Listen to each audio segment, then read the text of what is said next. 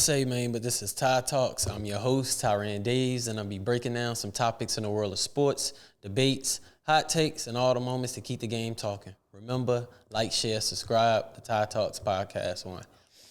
All right, guys, the conference finals are set. In the East, we got the Knicks versus the Cavs, which is probably the best two teams remaining in the East. Being that we all said it, I know a lot of people probably agree with me, but the Pistons did not have enough scoring. Nobody else could make a shot for themselves beside Cade Cunningham. Jalen Duran is the best you can get out of him is a pick and roll big. He got a little post moves, but it's not that much. Duncan Robinson being your third option is not going to take you too far. Tobias Harris, who's been averaging 19 points in his playoffs, only been averaging 11 points his last 3 games. So it's a lot of things that killed the Pistons tonight. They got absolutely destroyed by the Cavs. The Cavs out-rebound them. The Cavs was forcing turnovers. It was just a lot of things.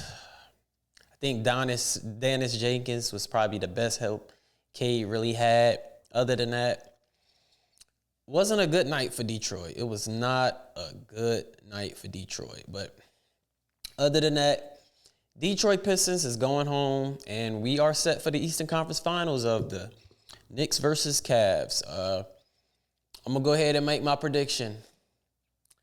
Got the New York Knicks in 6 or 7. The New York Knicks will be going to their first NBA Finals since 1999 this season. And, yeah, that's just my prediction. I got the Knicks in 6 or 7 for sure. I just don't see James Harden or Donovan Mitchell getting past their mental. I just don't see it. And if it happened, it happened. It would shock me. Because, honestly, if you look at the Cavs roster to the Knicks roster, the Cavs are, I would say their starting lineup is 10 times better than the Knicks starting lineup. So, I'm going to go with Knicks. Knicks in 6 and 7. So, I'm going to move on, man. The Spurs, man. The Spurs and OKC is set. First of all, I want to talk about the game the other night because it was absolutely crazy how it started. First, somebody that set the tone, it was Stephon Castle. Stephon Castle set the tone. Wemby only had 19 points, 6 rebounds. Then wasn't too much, but because Stephon Castle set the tone.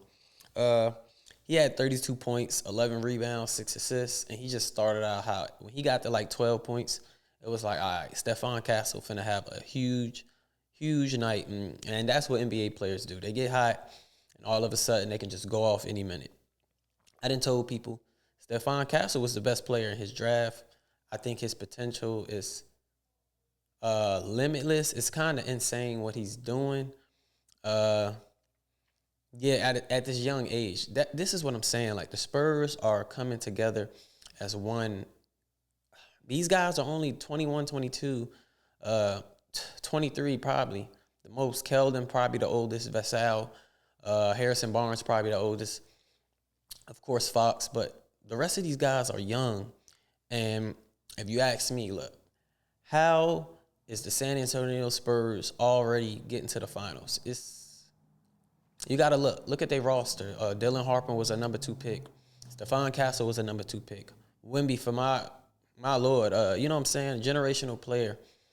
This team just got a lot of pieces. Vassell, like I just said, Keldon. It's a lot of team pieces on this team to make it collaborate and come together as whole. But I think veterans like Harrison Barnes and Fox collaborating with this team, perennial all-star De'Aaron Fox, he had 21 points. He had a big game against the Timberwolves. But yeah, just them putting all these pieces together is the reason why the San Antonio Spurs are coming together at this moment in time. And on to OKC. J-Dub is coming back. He announced that he's coming back, so that's going to be interesting to see that they're fully healthy. I think the first 3 games, San Antonio Spurs beat OKC without J-Dub. In the last game, OKC beat the Spurs with J-Dub. So it's going to be very interesting to see what happens. As much as I want to go with the Spurs, their guy, Shai Gilgeous-Alexander, just won his back-to-back MVP, and I think momentum is swinging, man. There has only been a couple point guards that won back-to-back MVPs. That'll be Steve Nash, that'll be Stephen Curry, and that'll be Magic Johnson. Two of them have rings, one of them don't. Well, three of them now. Shai Gilgeous-Alexander is a part of that Steph and Magic situation. I be trying to tell people, y'all don't want to hear me, y'all don't want to listen. He been averaging 30 points for 4 seasons now. He got 2 MVPs. He got a championship. Shai Gilgeous-Alexander is creeping, I'm telling you. If you want to be honest, he might already be the 3rd greatest point guard of all time, if you want to ask me.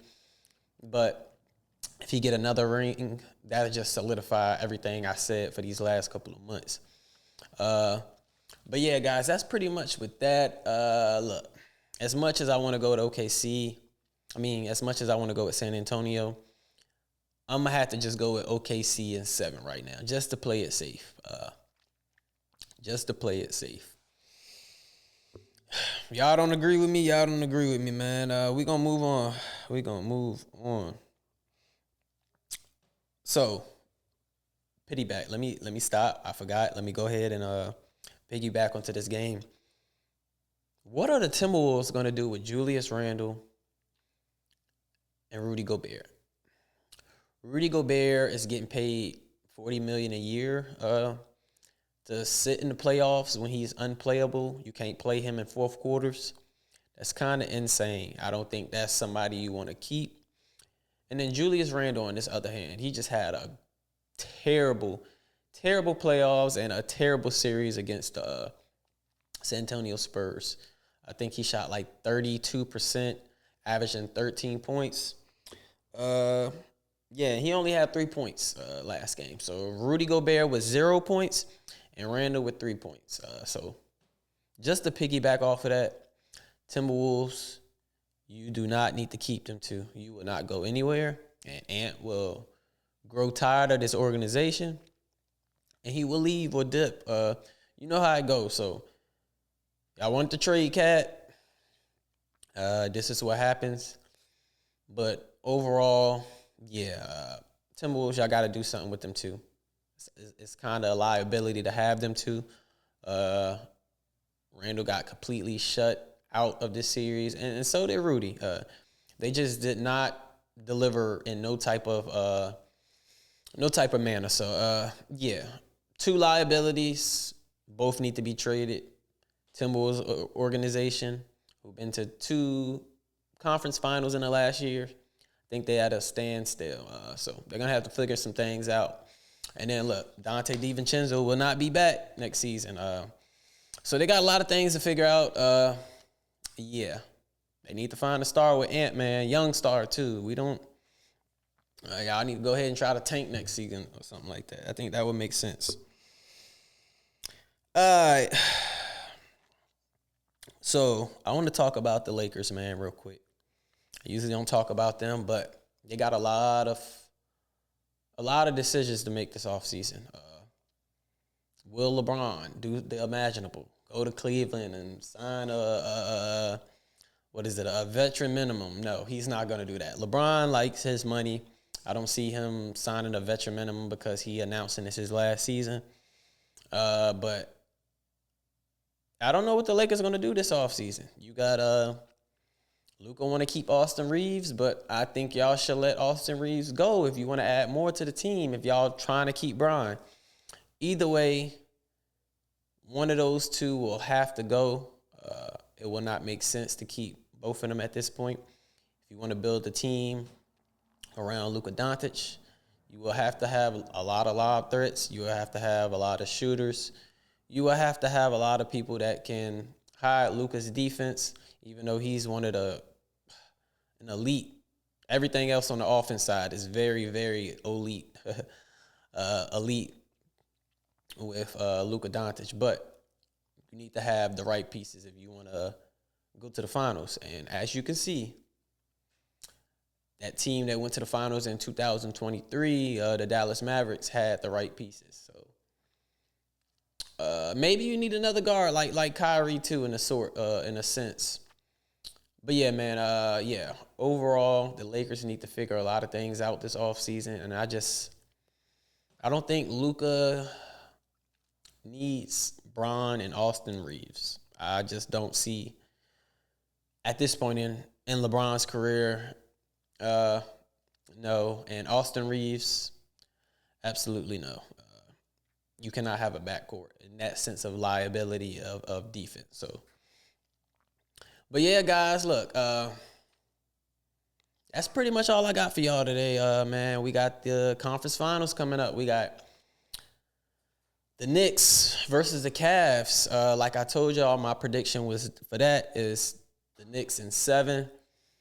And the Western Conference Finals is set. We got the Spurs versus OKC, the defending champions and the back-to-back MVP of the NBA. So, yeah, guys, for that, I would like to say, like, share, subscribe to Tide Talks Podcast 1.